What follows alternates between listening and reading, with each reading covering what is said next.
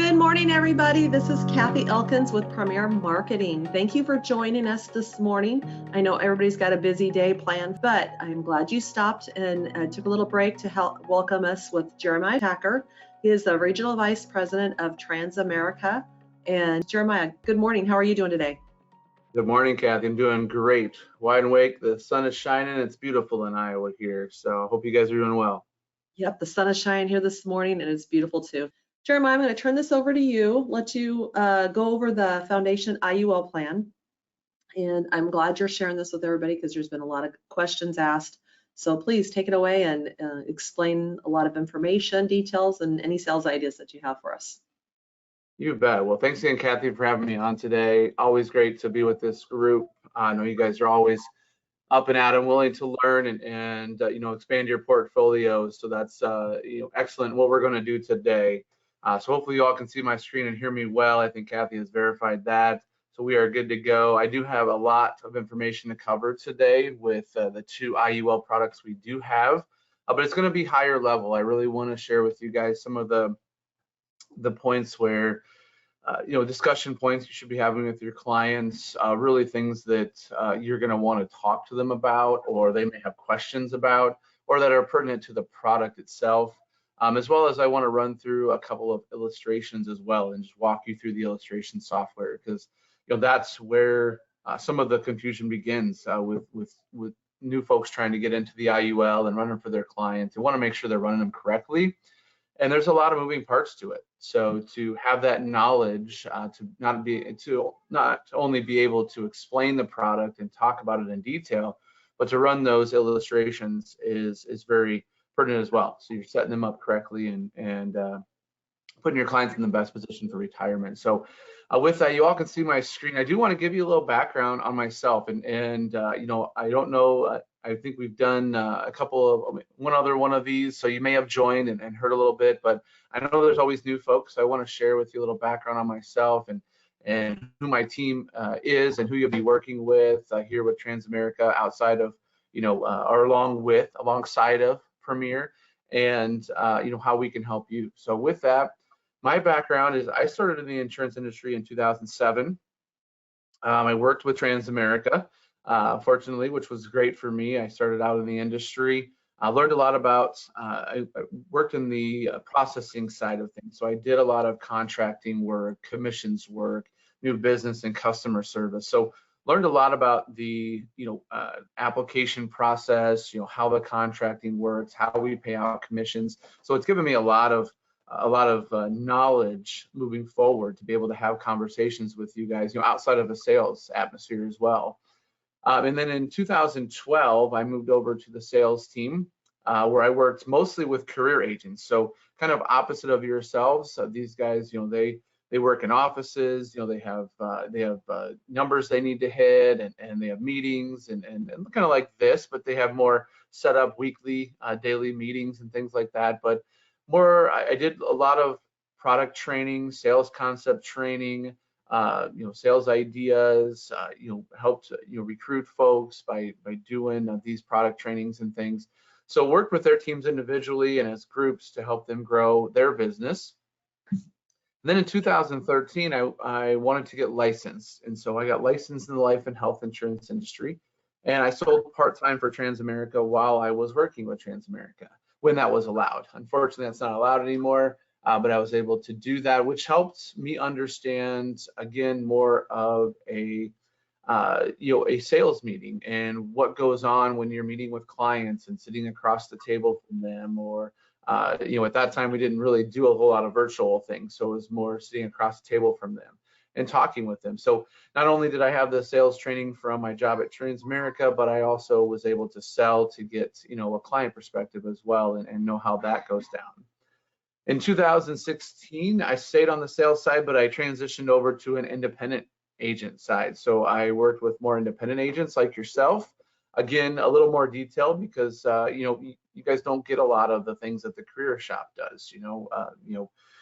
Business cards and marketing materials and things. You got to find all that stuff on yourself, for yourself, and a lot of those things. And so I did a little more diligent work working with those folks, so like yourself. And so in 2017, my job transitioned over to Colorado.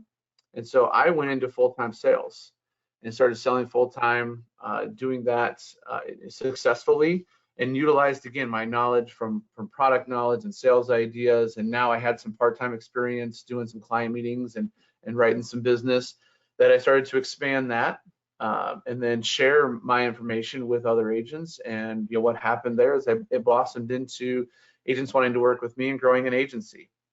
And so I ran an independent agency and sold personally for the last 5 years up until end of February. Then I transitioned back to Transamerica. So I transitioned out of that and back to Transamerica into the corporate world. And I haven't been happier, to be honest with you. I mean, it was a great time, a great learning experience, and we were very successful. But some things just didn't work out for me and didn't pan out, and so I needed to move back into this role. And now I get to share all that information with you guys. So I'm very happy to be back here with Transamerica and sharing what 2 great IUL products we have today. So that's a little background on me. Let's get you into sharing with you about my team. So not only do you have your excellent team at Premier to help you out, but you also have a team here at Transamerica that's willing to help you as well. So the 2 individuals to the right of my name on my screen, it might be to the left on your screen, depending on how you're looking at it, is James Wheatley and Jason Gilstrap. These are my internal wholesalers. These guys are just as knowledgeable as me. They have all the information at their fingertips because they're in the office full time, and they have plenty of contacts at Transamerica. So not only can they help you with running quotes, illustrations, product information, sales ideas, they can also help you get things done, connect you with the right people. As long as you're following the right channels and things aren't getting done, they can step in and facilitate, or set you in the right direction. So I would not throw these guys on my webinar if I didn't believe in them 100%, because again, they are an extension of me, and how they work is a reflection of how I work. And so reach out to those guys. There's their phone numbers, there's their emails. They're willing to help you. And along with myself there, you have my information. That's my personal cell phone number. You can call or text me. That's my email as well. So what I always say, because I do a lot of traveling, I'm doing these webinars a lot, so I'm unavailable for a lot of phone calls, or sometimes it takes me a little bit to get back to emails because I may be traveling or doing back-to-back webinars here and there. But if you're going to email James and Jason, and then CC me in. I'm more than happy to step in and help out if I'm in the office and available, but I don't want your email or something to sit in the email box forever. So make sure you're emailing them and CC me in, and either they will handle it or I will get it done as well. And then if you can't get a hold of any of us, which is very rare, you can call the 866 number. That sales supports the team. So if you call that number, the first internal wholesaler that becomes available will take your call. So now that I've spent some time on that, let's get into the nitty-gritty of the product. What we're talking about today is an IUL product. So a lot of folks, as they get into this product, they think it might be a security product. They might need additional licensing, things like that. So it is an index universal life insurance policy. It's not a security product. So you do not have to be licensed in the security world to sell this product. What you really need is a life insurance license. You just need a life insurance license to be able to sell the IUL product itself. Now with this, we'll get into it in a little bit. There is a long-term care rider on this product that you can add in. And if you want to sell that, you do need to be health licensed. And on top of that, in some states, I know Texas, for example, you need to have a 4-hour CE class, an LTC CE credit to be able to sell it as well. So all of you need a life insurance license to sell this. If you want the LTC, if you want to be able to offer the LTC rider, all of you need to be able to have the health license. And if you are in a specific state, what you need to look at your state rules. If you're in a specific state, like Texas, you would need to have that 4-hour CE LTC credit. So just be aware of that, but you do not need to be securities licensed. So what does this product offer? Again, it offers more of a tax-free death benefit. There's no lapse guarantees. You have multiple account options. There's tax-deferred earnings, tax-free transfers, or cash value growth. It also has chronic, critical, and terminal illness riders on there as well. So a lot of benefits to this product. Some major tax advantages. Again, I mentioned some of them: the tax-free death benefit, tax-deferred earnings, tax advantage, access to the policy value through loans and withdrawals, and then tax-free transfers as well. And you have flexibility with this product. You can increase the payments, you can decrease the payments, you can do more payments, less frequent payments, you can skip or stop payments. There's a lot of flexibility to this product, and I'll talk a little bit about that as we get into this. So really, here's one of the key things you want to remember, and this is caps and floors. So if you're in the market, in the next, when I bring up and talk about the FCIUL, I will. It shows a little bit more of a graph that you can see, but with this FFIUL, there is a cap of 13% and a cap of 12% with a floor of 0.75. So how that relates to you guys and what you need to know about that is that if you're in the market, if you invest in the market, you can go as high. There is no ceiling, basically. You can make whatever the market's running at, you can make that. But again, if the market crashes, there isn't a ceiling for the floor either. I mean, you can lose a ton of money there. Well, these are just caps. So what happens with this IUL product is you're not in the market per se. What we're doing is we're taking the global, we're taking the S&P, and we're saying we're looking at the market and we're doing an average. So we're giving you an average of how the market's running. So again, I'll show this a little bit more in detail a bit later, but it's running at an average. So we're going to take that average and apply it to the life insurance policy. So you're not in the market. We just calculate the average based on how the market's running, and then we apply it to the life insurance policy. And if the market's running really high, you get capped at 13%. So that's, you're making 13% on your money that you're putting in after charges and things have come off on this policy. And the same with this, a cap of 12%. Now this could range anywhere from 0.75 to 13%. It only hits 13% if the market is above that, running at an average. That's where you're capped at. And then at the floor, you're only ran at that if the market goes into a negative downfall, then you stick at a 0.75% floor, so you don't lose any money. Now I say that term very loosely, you don't lose any money because of the 0.75% of the tiny bit of earnings with what charges that are on the policy. It's going to eat up that 0.75% and maybe a little bit more, so you may lose just a minute, a little bit as the market dips. But again, you're not losing like if you would if you were in the actual market. I hope that makes sense, and I think the graphs later will show that a little bit more. But you have that floor, so you have that safety net, and you also, you don't get all the benefits of where the market could be, but that's part of the product. You're not going to get all the pros. You get some of the pros with a lot less of the cons of being in the market with this. So it's more of a safety feature in that with the caps and floors, and allows your clients to feel more safe, but be in a a retirement vehicle policy that's going to grow cash value for them to utilize when they're ready to call it quits from the corporate or working world, and enjoy some time, just enjoying their life. And you do have the basic interest account. Really, the only time I say to use this, and this is more high level, of a process, but just to share with you guys what you can get into, is when the market's crashing and you're running at a 0.75% floor, you can move money in and out of these accounts on the policy anniversary every month. And so what I would tell more of a higher level seasoned agent, if the market's running at a negative and you're only earning 0.75, move that money into the basic. I mean, wouldn't it be smarter for you to earn 2% on your money over 0.75% of your money? Yeah, that makes sense. And when it comes back up, then you move the money back over into an S&P or a global account, whichever you're in. I do recommend the global, and going into that, I'll show you why. So the S&P is just the S&P. So we're taking the average of how the S&P is running.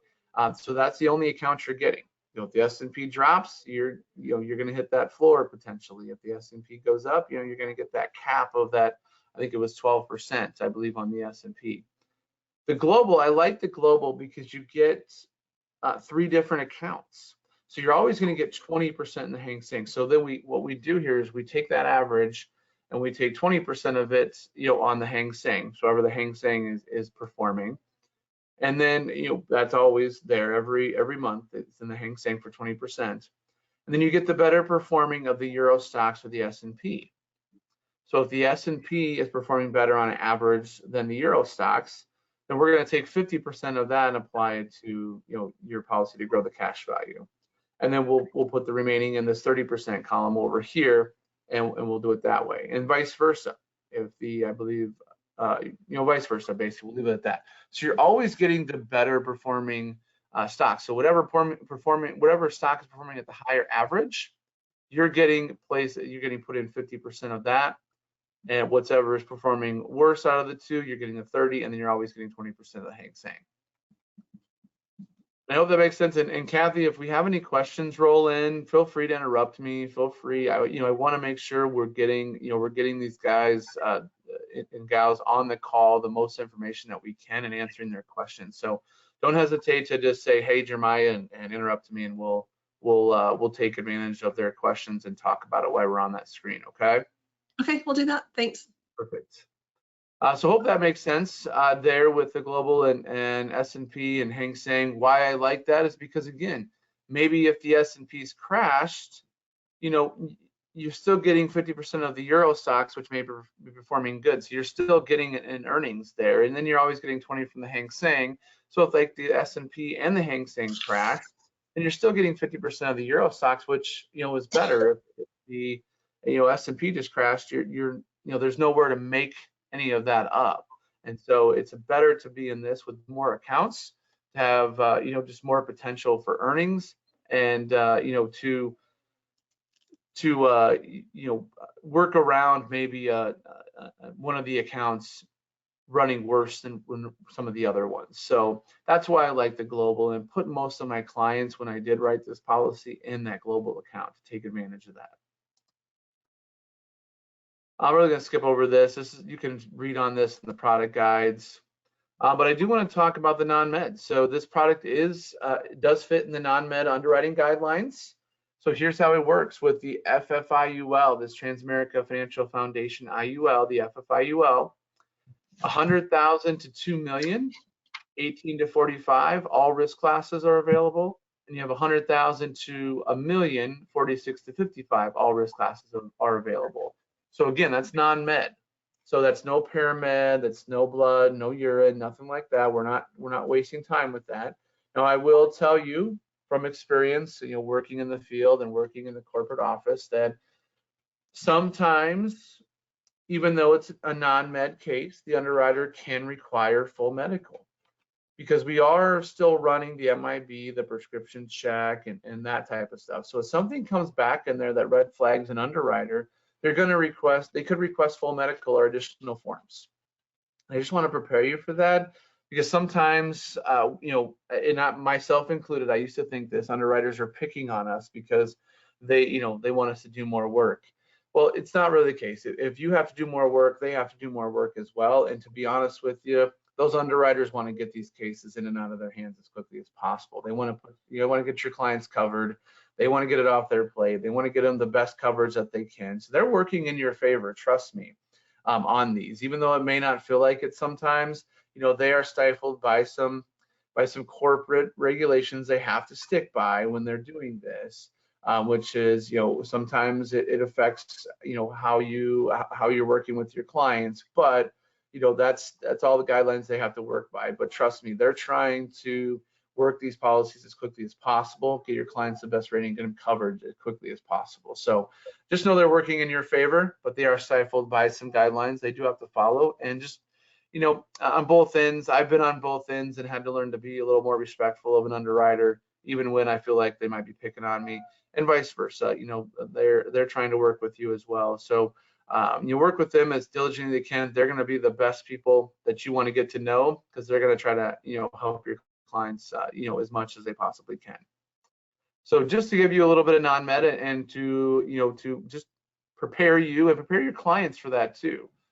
just let them know that if something does come back, if they're not honest with you, if it does come back, there may be additional things needed. But as far as you can see on the app that it's not met, and it should go through pretty quickly. So always compare. It's good to under promise and over deliver in that case. So when you under promise and say that there may be some additional stuff and there isn't, and you over deliver it, it makes the client super happy. But you also prepared them for something that may come as well. Death benefit option, we'll go over this. There's level, there's increasing, there's graded. You can do face amount changes on this, so you can do once per year, increases after the first policy year, decreases after the third policy year. I'm not going to go over loans and withdrawals and stuff. I want to really get to the nitty gritty on this, and the riders here is great. You have the LTC rider on this policy. This is where I was talking about this earlier today. So in the great thing about having this on there is 70% of folks turning 65 will need some type of long-term care services to support them in the remaining years. So this is a very high level, and it's a very hot topic right now. A lot of folks are talking about long-term care coverage right now and where to put their clients. And I'll share with you kind of a little bit why LTC on an IUL would be better than doing a standalone. And for those of you that have done standalone long-term care, you're probably shaking your heads right now and no, but some of you, I'll definitely share some things that you can learn today. So where does this fit? It's going to fit again between people 18 and 75 that might need future LTC benefits. And if they're looking for flexibility, you can cancel this at any time. But I don't think you want to, because this next slide shows kind of what these services cost. So with an at-home service, it's over $42,000. And again, these amounts were taken back in 2020. So these things don't go down. They're only going up. So this is probably more than that right now. But in 2020, it was over $42,000 for at-home services.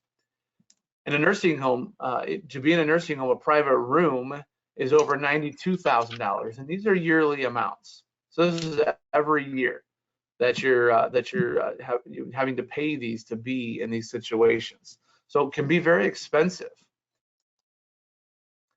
And so this is why the long-term care rider is beneficial, because you can get, you can have a minimum of 100,000, but a maximum of 2 million. So you can get 2 million of long-term care coverage, and there is separate underwriting for this LTC. So you can get a preferred for the IUL, but you can get standard for the LTC, but you can also get both preferred. Just depends on underwriting looking at this. There is LTC rider specific applications and forms. Again, if you do the e-app, the forms will be put on there for you, which is a benefit of that. So they're already out there. You don't have to decide what forms to use.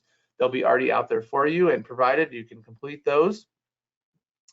And this is indemnity style. So I know we'll talk about the living benefits riders on this as well.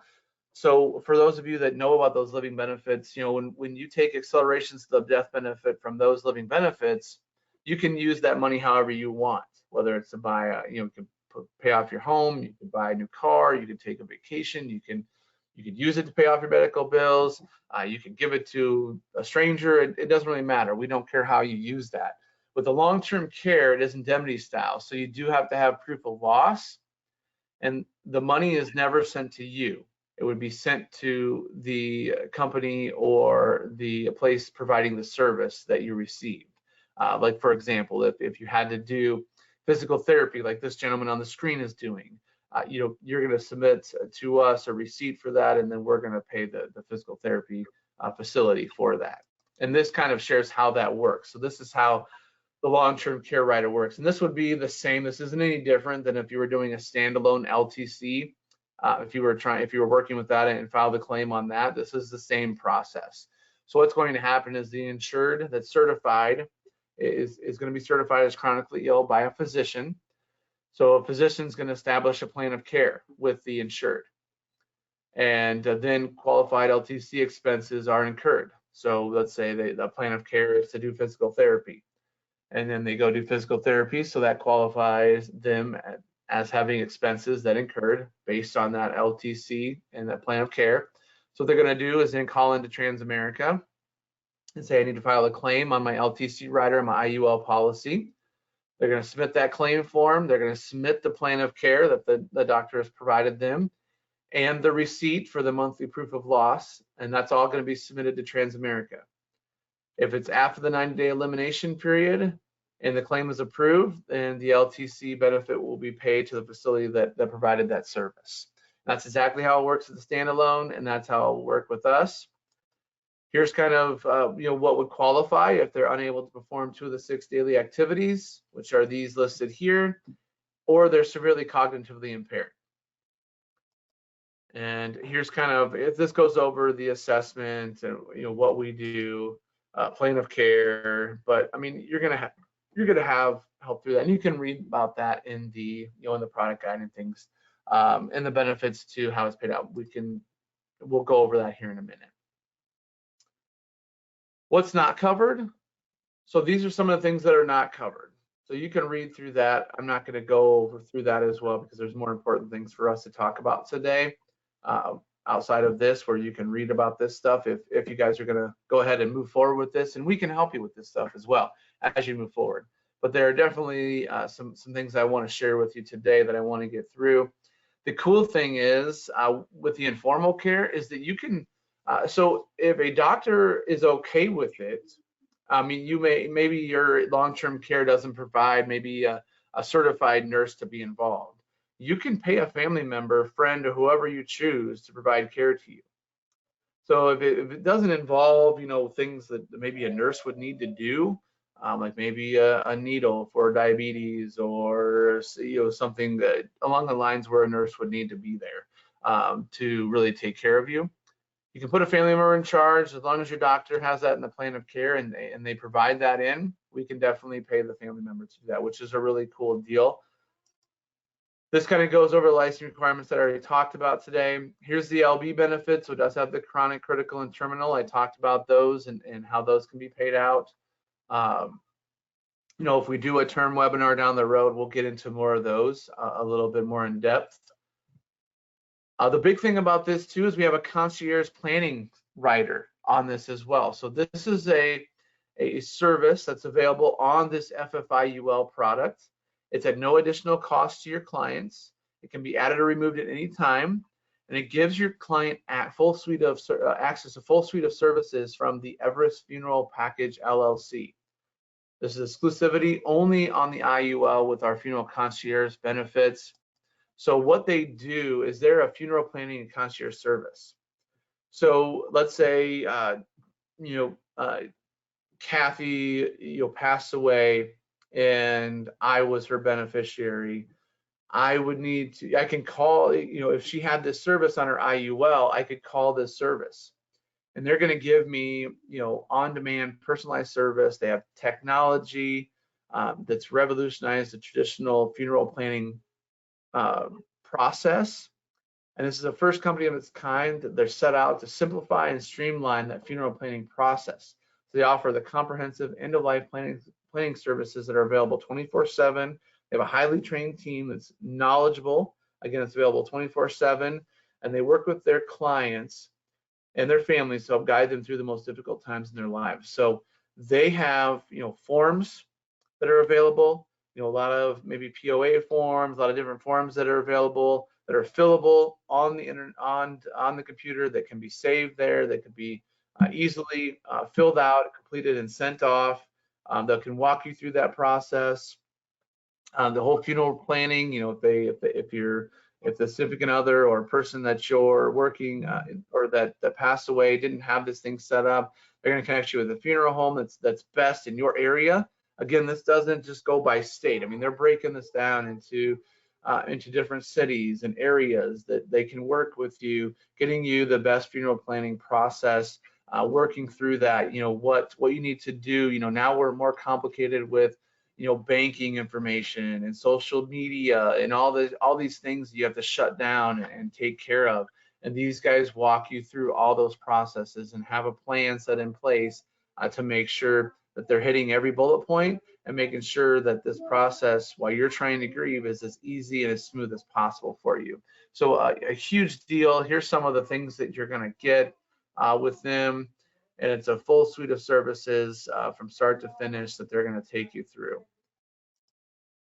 And so lastly, I'll touch on these on the next one. So I'll touch on these on the next one. So I'm going to end this one, and I'm going to jump into the FCIUL, which is more of a high-level product as well. So when I do that, I'm going to bring this up here. Okay, so we talked about the FFIUL. So now we're going to go into the FCIUL. And most of you are probably like, oh man, what's going on here? How do I know the difference? The difference between these two, so the FFIUL, the one I just talked about, that product is going to be built for your everyday, couple that you're going to see, that you may have a call with, and they may be like, oh, I'm looking for a retirement vehicle for me and my wife. We want to save a little bit for retirement, and we're already investing, we're already doing this. Great, that's the FFIUL. That's going to be for those folks. For the FCIUL, it's going to be for your more affluent clients, like your doctors, your lawyers. It's going to be for your more affluent foreign nationals, your small business owners. So we're talking FFIUL, someone's putting in, $100, $200 a month. You might get the 400, 500 with them with that one, and it's fine. You can do that with that product. You may also be able to make, may have a $500, $600 a month premium with the FCIUL. But what we're really looking at with the FCIUL, and we'll go over some examples, is that $10,000 a year, that $20,000 a year, the $50,000 a year, that type of high-level client. So if any of you on here know clients like that, reach out to me and my team. We definitely would love to help introduce you to more of the FCIUL and talk to you about how to run that and use it as an IRA alternative and put it into play for those clients that really want to put some cash down on this policy to put in for retirement. So those are the two differences of the products. So again, I'm going to go over these. This one has some really cool slides as well that I want to share. So I'm going to get to it. So this is great for foreign nationals, like I said, or the international market.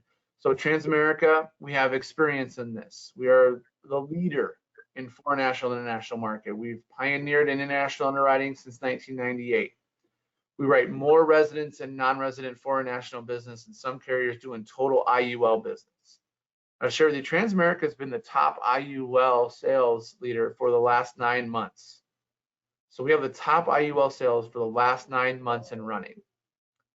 And we have dedicated personalized case management and underwriting team with large case specialists. So we have a dedicated team that we can connect you with. So if you contact me or my team and say, hey, you have, a foreign national or international market individual that's looking for IUL, we can connect you with that team, put you in place with them. They're going to help with the case management of it, the underwriting of it. They'll walk you through the process. Talk to you about different forms and what countries you can write, what countries you can. They'll go through all that for you. So that is a dedicated team that you would work with personally, outside of myself and my team, with the specific client and market. So again, we have decades of experience in the foreign national market. Again, we have dedicated underwriting. We have Spanish and Chinese translation capabilities. Again, 1.24 billion of face amounts sold to foreign nationals and international clients in 2021. That's only increasing. We have a resident foreign nationals, high net worth, non-resident foreign national, and qualified residents of A and B countries are eligible for best risk classes. So we do have a slot for your clients in this market. If someone on this call has someone like that or run across things like that, don't be afraid to take that case on, because we do have that dedicated experience to help you out with that. A couple of these I want to get to. So here's what I was talking about, your target market, the affluent clients, the high net worth foreign nationals, the small business owners. And for those of you on the call that work with IRAs potentially, this is an IRA alternative, and how that applies here is with this simple slide. So when you talk about tax-free accumulation, IRA offers it, so does the IUL. Tax-free distributions, yes, the IRA offers that, so does the IUL.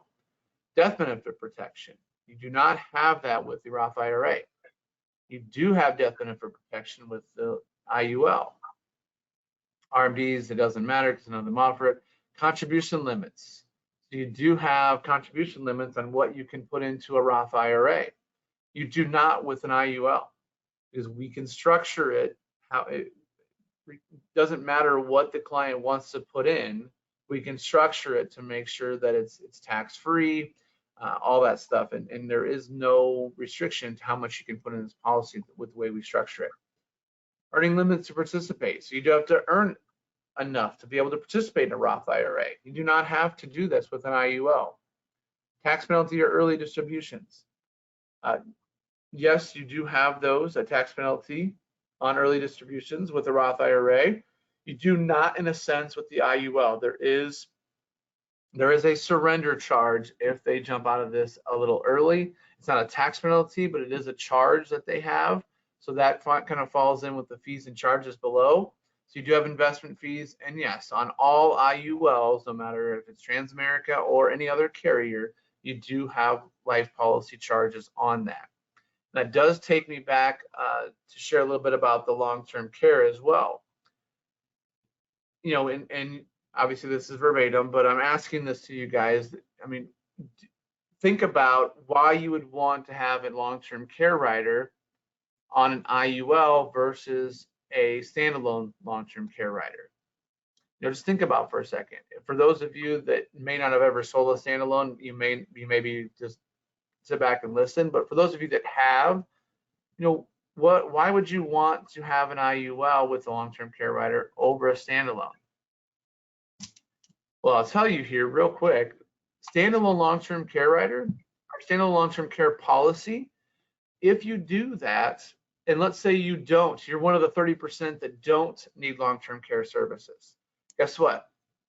You lose all that money you put into that long-term care standalone policy.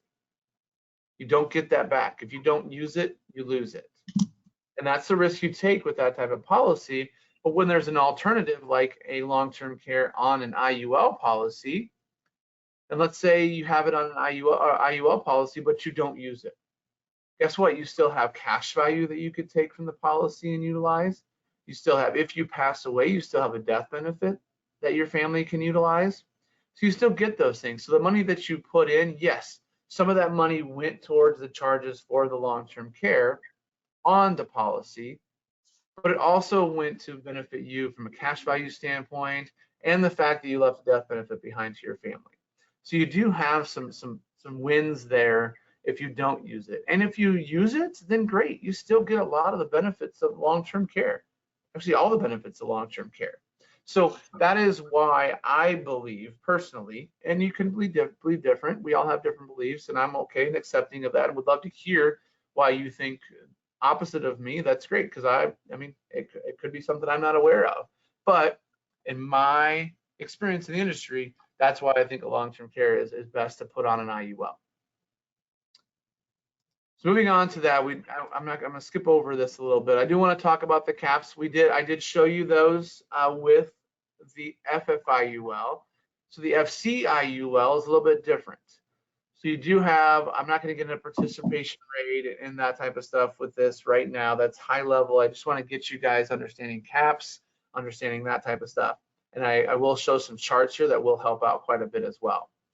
So the S&P, so this has a plus account as well, and I'll share that. So we do have the S&P and the global, just like we did on the FFIUL. So that was, 13 and 12, right? So here we got 9.5, and we got 10.75% for the S&P and the global on the FCIUL. But you do have the alternative of the plus accounts. So you get 12 and 14% on those. Those are the caps. The floor is different. So on the floor with again, just like the caps are different, the floors are different on the FCIUL. The floors on the FFIUL were 0.75. This is 0.25. So still, you're not really losing any money. You're still, having some to cover the charges, but you might lose a little minute amount. But you're not losing as much as you would in an investment strategy where you're in the market. There is a 1% annual charge on this. So you wouldn't necessarily earn 12, you would earn 11, and here you would earn 13. With that 1% charge, it's done annually. It's not done every month, it's done annually. And I want to get into, I want to get into this. This is where I wanted to show you guys. This is kind of the slide I was talking about earlier. So this first column you can see here is how the market's performing. So you can see the market was almost 25%. There's 11, then went on to 2, then 10, then 18, then -4, and 25, 15, 27, and -17.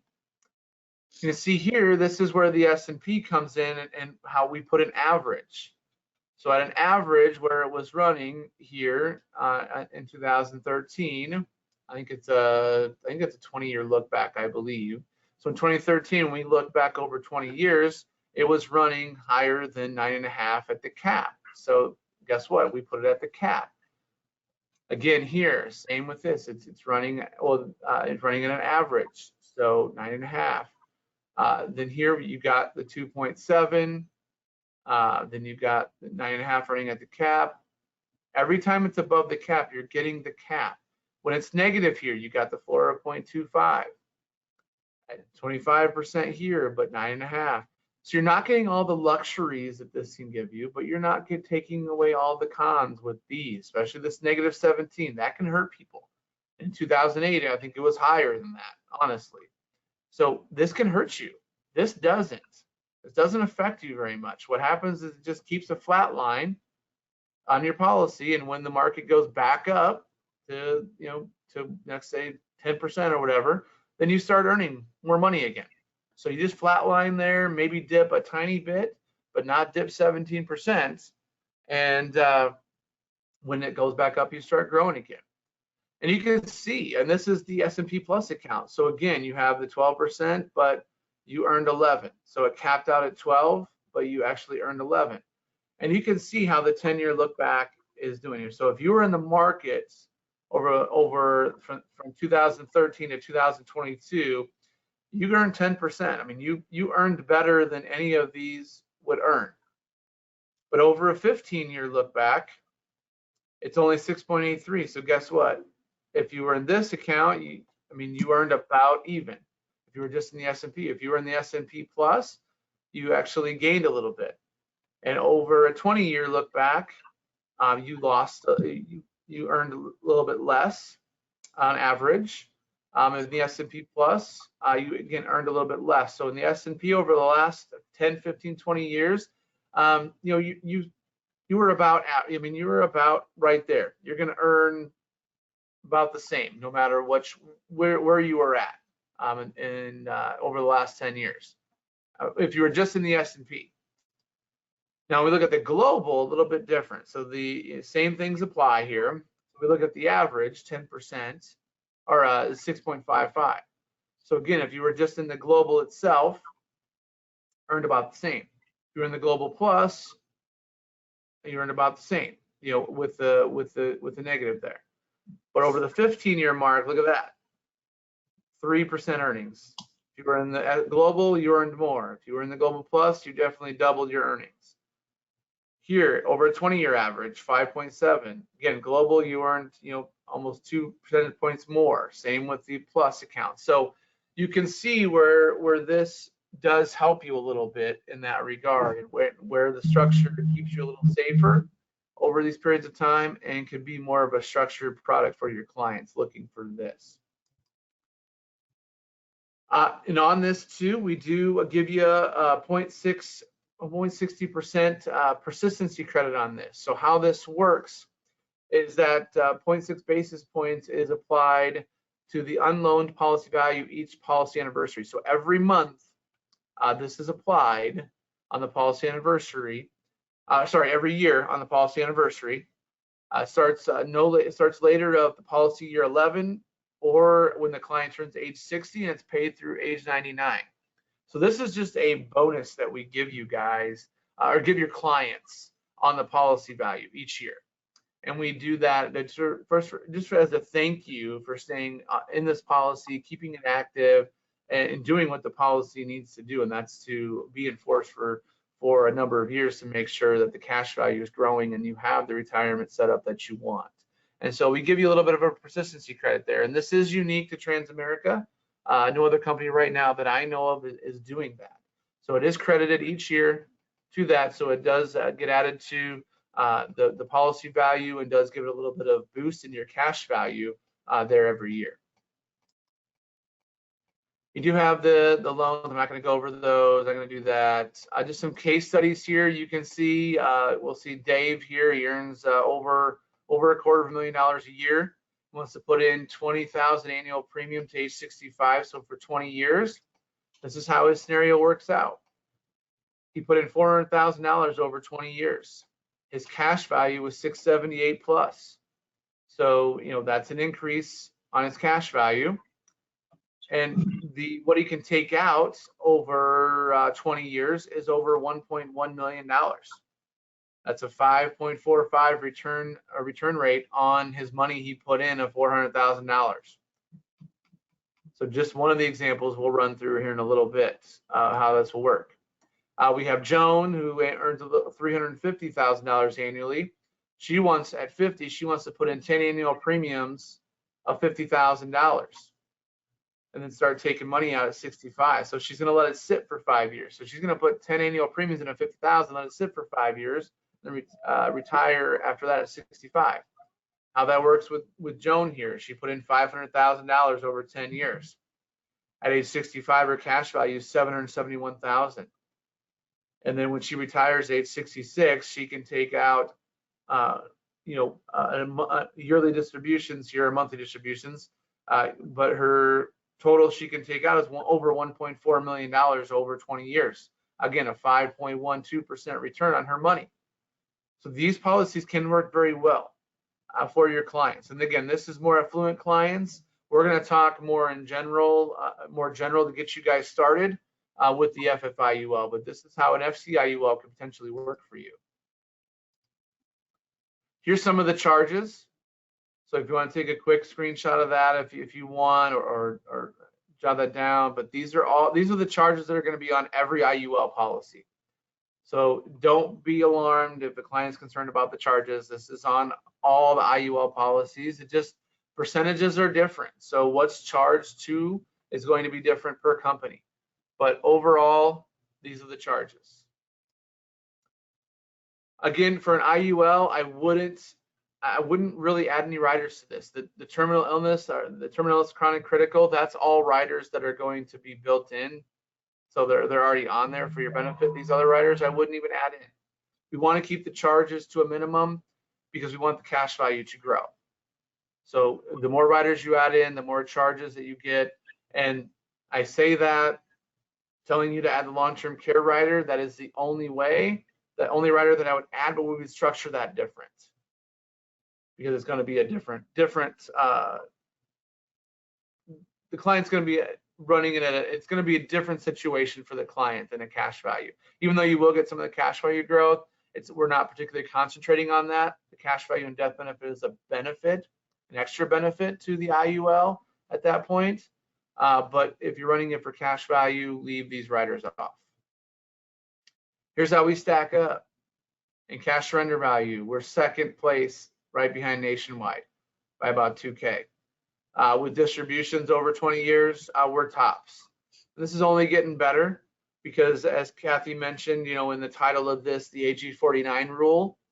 So the AG49 rule is a rule that the government put out for insurance companies that we have a maximum illustrated rate that we can run this. I think right now it's at 7%. So a lot of people when we didn't have this rule, running people 15%, 20%, just astronomical numbers, which are never going to happen. So they're misleading clients by showing, 20% into the policy over 30 years, and they were going to be able to take out $5 million on their investment, which never panned out, and that's it's part of why this regulation came about, because we are maxed on the illustrated rate that we can do, which is kind of, it runs along with how the averages are panning out over periods of time in the market. And so we're giving you more realistic illustrations than we ever have before. Again, they're not actual illustrations, they're not actually how the policy is going to turn out. They are still illustrations, but they are more realistic in that sense. Here's where we fit. Again, with the FCIUL, this is the graph that you want to look at. The FFIUL, it changes a little bit. I would say it probably cuts off the blue at about 40, and with this light blue, or actually this this darker blue here being at age 45, with the lighter blue being 50 and over. So this is, dark blue is where we're most competitive. This FCIUL can work with clients from 20, I mean, go down to 0 if you want. I mean, you can start it at age 0, which I have a few on my kids that I started early.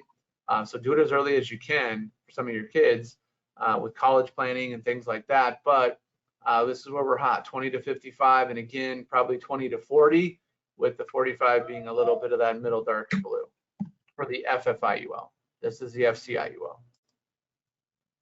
So I'll talk a little bit about this, but I'm gonna jump out of here real quick. I want to run some illustrations for you guys because I think that's really where I want to get to in this. So let me get out of here. I can jump back into that slide if I need to, but I'm gonna run some illustrations. Let me log in here.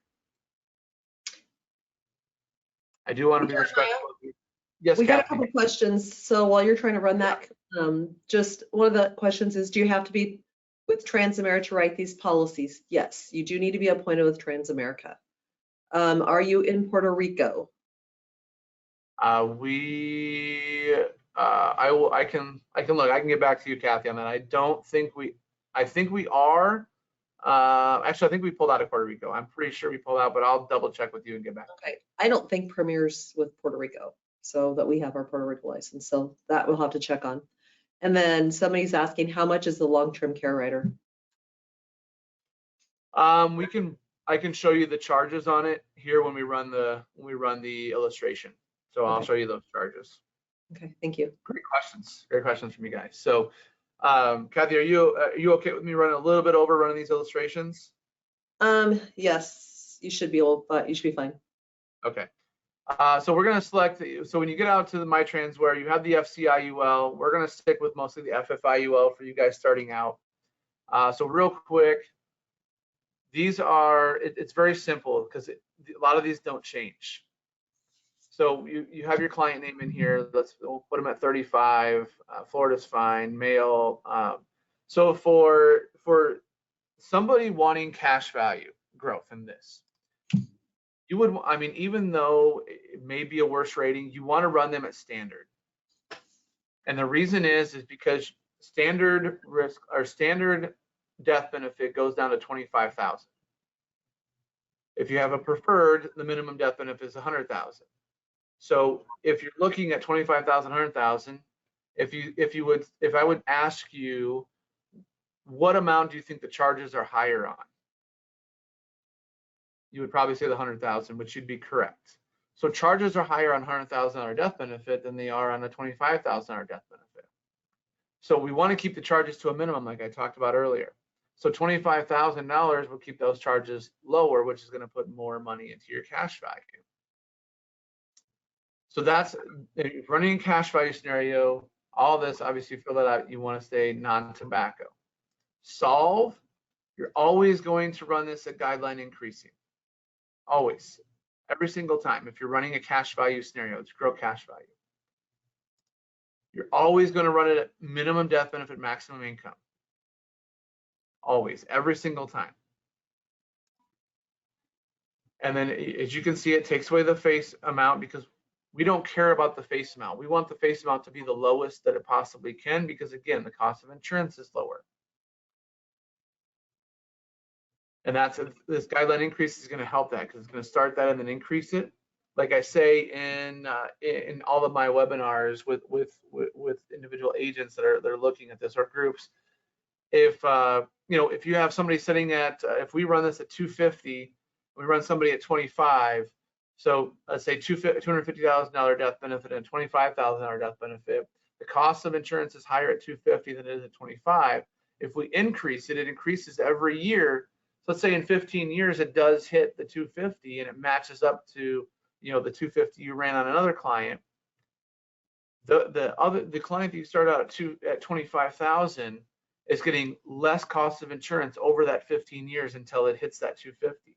So you saved your client cost of insurance and added more to their cash value over 15 years by putting them at 25 and increasing it over 15 years to 250 than you did starting them out at 250.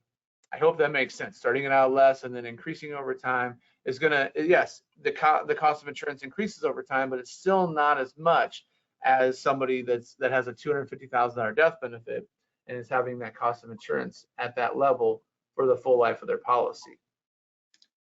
So minimum DB. Oh, go ahead, Kathy. So if someone's really needing a $250,000 death benefit, that might be where you put in a small term plan for them. Yeah, small term. If they want a permanent policy, they can do the whole life with us. I mean, yeah, term or whole life, any of those for a $250 death benefit. And if you're looking at any of those other riders that I mentioned, put those on a whole life policy and a term policy. Don't put them on an IUL policy. Premium specifications. So here you have your lump sum. If you're not putting in a lump sum, it can work with some. We can help you out with that. We won't do one here as an example, but if somebody wants to dump in $10,000 or $5,000, they can do that. It does affect the policy a little bit, and we do have to run it a little bit differently, but we can make it work. We do want to do this monthly. So the reason I say this is, so with me and Kathy, only two people that are vying to win the lottery. And the lottery gives me 12 chances to win the lottery, but only gives Kathy 1. Who do you think has the better odds to win the lottery? Probably me, right? With 12 chances. Well, that's what the IUL does. So when you put in, you have 12 monthly buckets for each month. I think if you have 12 months of the year, you have 12 monthly buckets. And each month, we take the average of how the accounts are running. So in let's say if you're in Kathy's situation where you have 1 chance, in January, let's say you were in the global and the global ran at 3%. That means you get 1 chance. January, you get 3%. That means your policy is going to earn 3% all year long. Now with me, I get 12 chances, so I got a new bucket every month. So every month we're going to calculate the average of how the accounts are running. So let's say in January the global is running the same as Kathy's, 3%. So I'm earning 3% in January just like her. But in February, the new average is now 7%. Well, I'm making 7% of my money where Kathy's still stuck at 3 because she put the money in annually. And let's say in March it goes up to 10. So again, I'm earning 10% because I have a new bucket where Kathy, again, only earning 3. So you see how that works. Each month we take a new average and apply it. Based on those accounts, we take a new average and apply it to your policy. So every time you put in a premium, that money's applied to that. If you're only putting a premium in once, we only apply it once, and that's what that premium earns for the whole year. But if you do 12 buckets and you put in a premium every month, then we take the average, put it in that bucket, and that's what you earn. So that's all going to be the same. This is all going to be the same after this point. So you're going to run it exactly the same every time. You're going to avoid MAC. That's going to stay the same. The only thing that changes here, depending on your client, is how much money you want to put in. Let's say they want to put in $200 a month. So the start date will always be 1. Your end date, you want to leave the A there because it goes off their age. And now this could change too. This is just depending on what year they want to retire. They want to retire at 50, 60, 65. We're going to use 65. So those are the only 2 things that change. Everything else is the same. You just got to ask them how much premium they want to invest into their policy and what age they want to retire. Only 2 questions you have to ask when running these. Nothing in plan specifics. Income options. We want to leave this withdrawal the basis and then loan. And the reason we want to do that is because what it's going to do is take from your money that you put into the policy first and then take a loan from the cash value. So you're going to be able to get more back in this sense, and less loan charges there. So they're going to leave that. And depending on the start date, here we don't have to change because it's starting at age 66. So it just depends. If we go back to this, where you want to retire. So if you want to retire at 50, then you want to start the loans at age 51. Or in the case of our other client who wanted to put in 10 years worth of premiums, then not put anything in for 5 years and then start taking money out at 65, you want to have this be 1 year after they want to retire. So this start date is 1 year after they want to retire. Well, that's 50, 60, 65. Then you would put this at 51, 61, or 66. And then this is just determining how long they want to take the money out. So how long they want to show on the illustration they want to take the money out. So if they want to take it out for 15 years, we put in age 80. And that's just showing them on the illustration. And the policy changes because we put this right here, this guideline increasing. Again, what I talked about, when we start taking out money, we want to level that off. We don't want to start taking out money and continue to have the death benefit increase, because guess what? Our cost of insurance is going to increase, and it's going to take away from the money that we want to take out of the policy to use for retirement. So we want to level it off. So we just need to hit, under this policy changes, we need to hit add. Death benefit option stays the same. Again, when do we want to do this? We want to do this at age, so you put the A in there, and you want to level it off at age 66. Again, it matches up with when we're going to start taking our money out. We want to level it off. It's already level.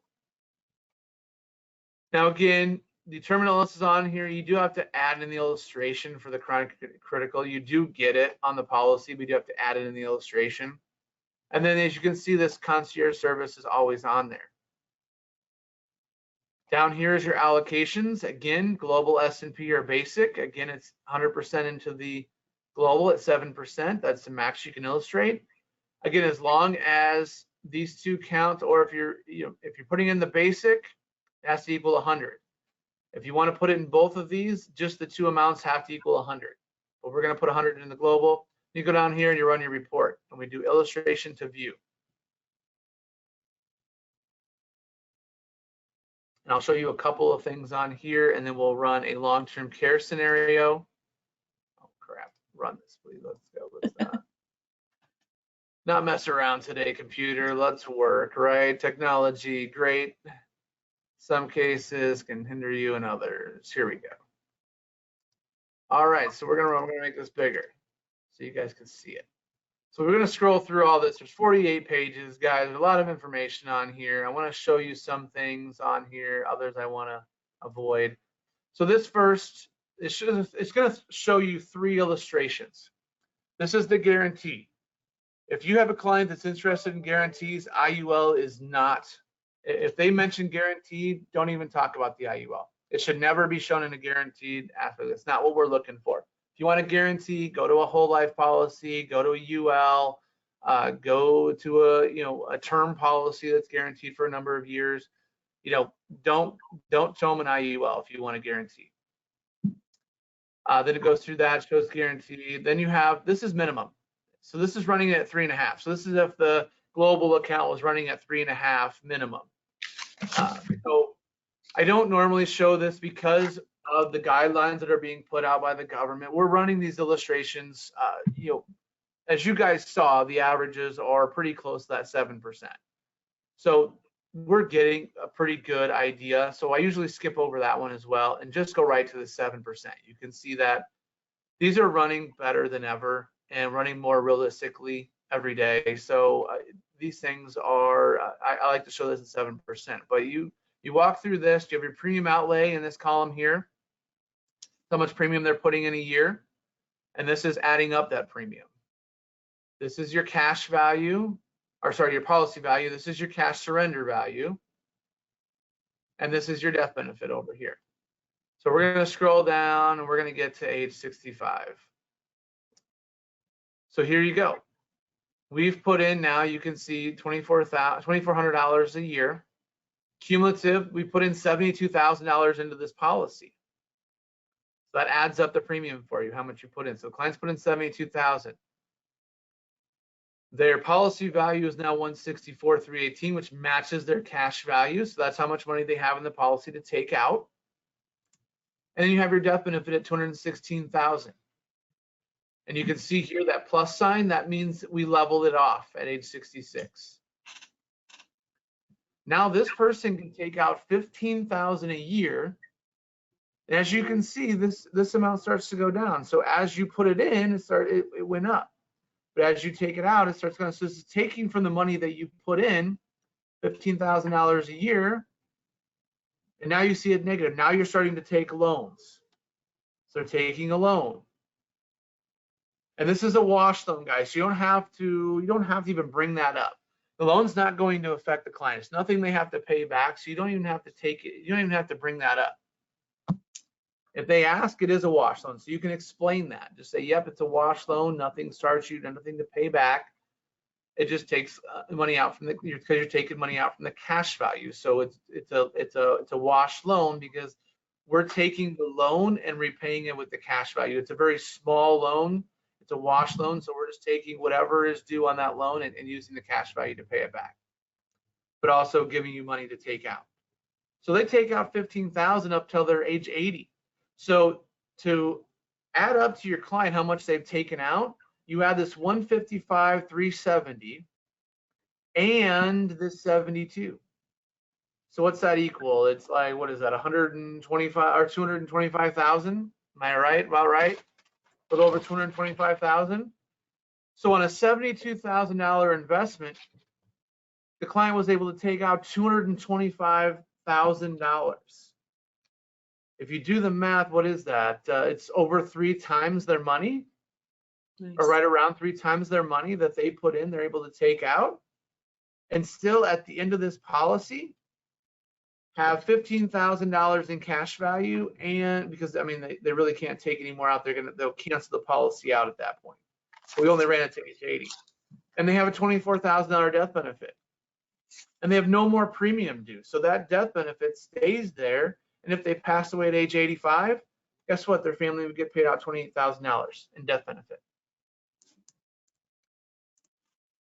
So a couple things. That's any questions while I scroll down, Kathy? I'm going to show long-term care costs, and I want to show internal rate of return. I'm going to run through one more illustration showing how you'd run one for long-term care, which is different than running it for cash value. And then I'll let you guys go. So hopefully you're able to stick around and get this. This is good information for you. And hopefully we're not running too crazy over time for everybody on this call. Here, I wanna, here is, we don't have long-term care on here, so I can't show the long-term care value or charge on this, but I will show it on the next one. But I wanna show, so here's the fees and charges. So here's all the premium expense charges, the COI, the policy fee, credited interest. So these are really your charges right here. This premium expense charges, the COI, the PUC charges, and the policy fee. So those are your charges you're going to see. I'll show you the long-term care in a minute when we run a long-term care scenario. But last thing I'd like to show is this, your internal rate of return. This is a cool thing to show your clients. You can show them right off the bat. They put in $2,400 into this policy first year. So their cash surrender value is $850. So if they would take cash out, obviously they have a minus 64% on their taking out cash value in the first year. But they have a 2,151% internal rate of return on their death benefit, because if they passed away in the first year, they only put in $2,400, but their family's going to get $54,000 in a death benefit. So that's kind of crazy numbers. But you get down here when we look at where they're taking out money, you can see at the age 65, based on what they put in, which was the 72,000 that we looked at, with 164,000 cash value, they have a 4.9% return on their money just on cash value growth, and a 6.39% if they were to pass away, internal rate of return on their death benefit. If they only put in 72, they're getting $260,000 in death benefit if they pass away, which is a 6.39% return. So you can show that to your clients, how their positive rate of return is on this and what they're getting for their money. So that kind of shows you a little bit of high level stuff that sometimes your clients don't really need to know. Just you need to know in case you could ask questions, because sometimes they'll ask this stuff. And I want to make sure you guys are prepared for that. So last scenario I want to run is long-term care. So I'm going to totally get out of this so I can rerun it for you guys. This may boot me out. So for those of you that have this problem where you get booted out, it's not only you, it's us internal employees as well. We get booted out of this all the time. So we'll get back into the FFIUL. So you're going to structure this a little bit different now with the long-term care. So we do our client, we do 35, we do Florida, we do male. It doesn't matter risk class. Now you're trying to give them the best risk class now, because we don't, I mean, we're going to go off death benefit here. So we don't really care. We actually do care. We want the best best risk class we can, because again, it's going to affect. It's going to be better for them premium payment wise. So that's all the same. We want to get best risk class, which you're going to get by underwriting anyway. So the solve here, we're going to do a guideline level. So it changes. We did a guideline increasing before. We're going to do a guideline level. And now we want to do I think it's a target premium solve. So we want to base this off face amount. So we want to do it target, and I'll show you another trick to this as well, where I put in a little bit more money into this and how you can do that. So target premium solve. And now we need to find out. So we're talking to Kathy and her husband. We're like, how much do you guys want for long-term care? Well, we want $1 million in long-term care. Okay, well then we're going to put this as $1 million. That's what they want. The long-term care goes off the death benefit. So we need to have $1 million in death benefit for $1 million in long-term care. Now you can run this increasing as well. I'm not going to run it today, but you can run this increasing as well, because the policy will increase, the death benefit will increase, but you're taking, especially with the younger individuals, you can do this because the policy will increase up to $1 million. It will eventually get there, but you do run the risk of maybe them going into long-term care early and they don't have quite the $1 million they wanted. So you do run that risk. It's a little bit more risky than you just putting $1 million in the policy, but it does help the premium a little bit, that type of stuff, make it a little bit more affordable in some cases. But again, this is going to run a little bit more expensive than maybe a standalone long-term care would, but you get the extra benefits of the cash value and the death benefit as well. So you get those benefits that you don't have on the standalone long-term care. So if they're financially able to make a little bit higher premium, put it on the IUL and allow them to do this. And then you can fluctuate the face amount too to meet them financially. And you can do it increasing to meet them financially as well. But we want to run this at level. So we're going to do guideline level, target premium solve, $1 million, what they want. Premium specifications, again, we want to do monthly. You can do all this the same.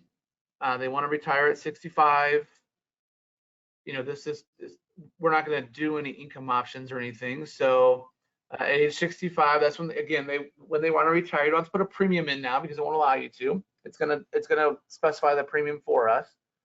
They want to retire at 65. Plan specific, you don't need anything in there. Income options, you don't need anything there. Policy changes, don't need anything here. So this is gonna be how it's gonna be ran. You're going to ask them how much they want in long-term care, which will be the face amount. So you have to adjust that for the client. And when they want to retire, you'll have to ask that. That'll adjust for the client. Everything else will stay the same. Moving on here with long-term care. So you want to add long-term care, we'll say preferred. Again, it could be a different risk class. And we want to run the long-term care scenario. We want to show them how much they can take out. You can have the living benefits on here. You can't have the chronic because long-term care is on it. And you got the concierge service. Again, you have your allocations in here. And you run your report.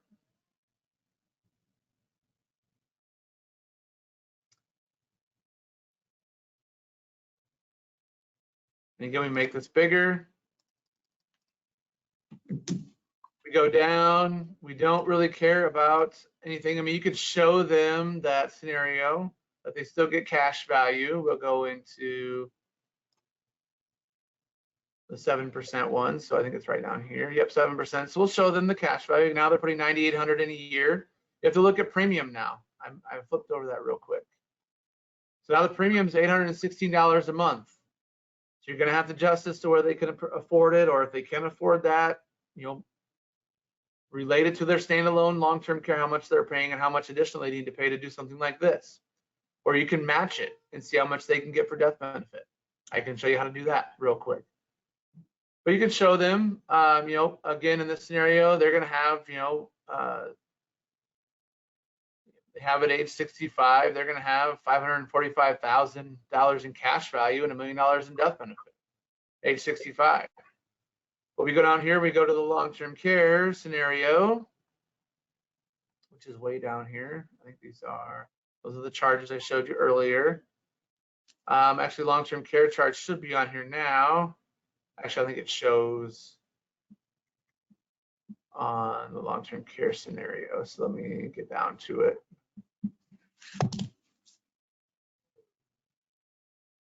So here's the long-term care scenario. So at age 71, when they, let's say this is when they're going to do this, they could take out $239,000 a year from this policy for 4 years, with the last bit being $40,780 in the 5th year. And the reason we illustrate it for 4.5 years is that's the average life expectancy of someone that goes into a nursing home, unfortunately. But they do have $239,000 they can take out per year, and you do see that they exhaust the full benefit. The full death benefit is gone. But you can see down here, $10,000 is still on the policy. Transamerica puts that back on and gives them $10,000 in death benefit with no premium due. So when they do pass away, they do get $10,000 to the family to take care of any final expenses. That's how you run that. And with the charge, it is a, let me see what's right up here. So the rider charges. So here's the rider charges. So annualized guaranteed charges, $1,657.50 year one, $826. Well, that's year one. That's I'll have to. I don't know why both those say year one. That might be year one and after. I'll double check on that. But those are kind of your charges, so you can help explain that a little bit, where the charges are coming from and how much you're being charged. But I'll figure out why they both say year one, and get back to you, Kathy. Just one other thing, I want to run across on this. If you running this at target doesn't always mean that it's going to not require more money down the road. It just depends on how the policy runs. So I do sometimes like to run about 20% above target. So what was this? When we ran it, it was 861, I think. Let me look at this real quick. Yeah, 816. So 816.68. So how I would do something like this to fund this a little bit more above target to make sure that I guarantee, or not really guarantee, but I put a little bit more extra in there so that if interest charges go, or if the interest rates go down and so we're not earning as much, that I really protect my client from having to put more money into this. So I take that 816.68, I believe it was, and I times 20%. That's another 163.33. Then I'd say plus 816.68. So my total will be 980 basically a month.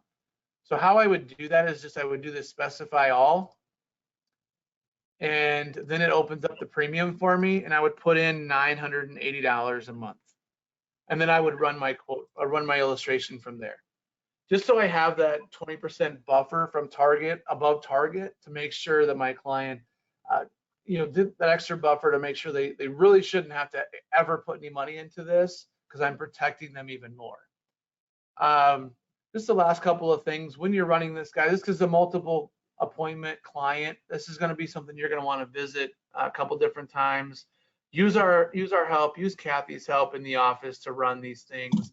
Let us put you in the best situation to make sure your client has the best scenario for their retirement. And as you have questions, reach out to Kathy and the team there at Premier. You have my team's contact information. Reach out to us. We want to help you out. We want to make sure that you're putting your clients in the best situation. and have all the information needed on these. So hopefully this was beneficial to you guys. I hope this helped out.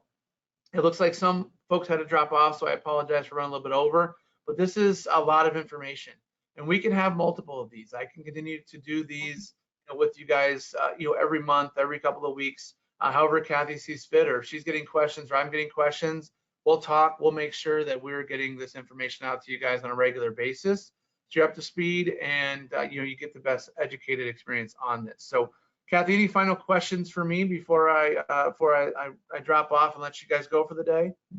I had a couple more questions in here. So for long-term care, you run it for long-term care, not death benefit? Yeah, you run it for death benefit because that's the long-term care is going to come off the death benefit directly. So you run it for death benefit. Okay. And then something was caught. This didn't add up to $819 a month does not equal $1,600 annual charge. So something in your long-term care. So when you go back and look over that illustration, can you send me like a new illustration with and then explain the charges on it? Then I can send that out. Yeah, long-term care. Yep, I'll send you the 2 screenshots and then I'll explain. I'll have our guy explain that to me and make sure we get you the best explanation for that. Okay. Yep. And make sure that when you're doing long-term care that you want to do show us you are long-term care certified. So that way you don't have to worry about it down the road. You already got your certifications all done. And then I did get told, and this is a compliment because I thought it was one of the best ones too, but best IUL training I've been on, and I've been on lots. And I agreed on that too. So thank you so much for going over this. I do want to, I'm sure everybody that's still on the call. So if you're still interested in learning more, let me know, email my team, Kathy@premiersmi.com. And we can make sure that we have you planted on different training webinars, because I think we could just do a whole series of just webinar, how to run an illustration, how to read it, and how to explain different options. This is what we're seeing. This is how we can do this. Is instead of the whole product planning, this is just how we do this. So I'd like to do that later with you, Jeremiah. Make some plans on that. Yeah. And then, if you need to reach out to anybody, you can call my team. My team extension, the phone number is 800-365-8208. My team extension is 607. My personal extension is 207. But if you're trying to run something and you have some major questions, I would reach out to Transamerica, like on that with the long-term care plan things, if you have some questions on that. We do run here, just to let everybody know, we do run quotes in the order that we do receive them. So if you're having something that needs to go out yet that afternoon, you just thought of a client that's like, hey, I got an appointment with them and I need to get out to them right away, get today, we may not be able to help you get to that part until as you need it. So please make sure you can reach out to Transamerica. They're there to help support you since you're appointed with them. So please make sure you do that. You're always welcome to call our team for additional help too. So just wanted to throw that out there so we can help you the quickest way possible in doing that. But everything else looks good here. You did a fabulous job, but we'll work on different plannings for different upcoming webinars together. Awesome. We'll be in touch, Kathy. I appreciate you guys having me on, and thank you so much. And yeah, I look forward to doing more of these with you guys and bringing you up to speed. Yep. I did get one more question on here. If an individual is older, already 65, and wants to do one of these IULs starting now through age 70, is that possible? It is possible. It would be possible, but I would say they're going to have to put a lot of money into it. So I would say, yeah, they have a lot of money to put in. It maybe, we can run a scenario and we can look at it.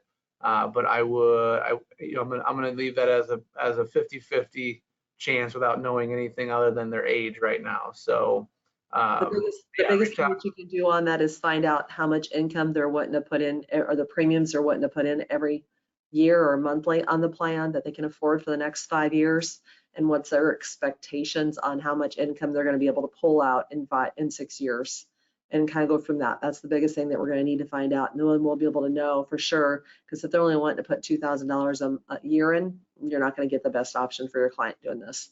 But if they are wanting to put like 10, 20, 30, I've even seen 50,000 go into a policy in the next 5 years, then we've probably got something to talk about. But talk to your client about that first, just to make sure that we can help you on our end, or even at Transamerica, so they know what we're up against before you start trying to run quotes that don't work for you or your client. Definitely. Well, thanks again for having me on, Kathy, and we'll be in touch very soon on getting some more of these set up and Okay. doing some more of the individual stuff and focusing on some just some things that you guys want to focus on. All right. Sounds great. Everybody take care. Thanks for joining us. Thanks for staying on as long as you did. We appreciate it.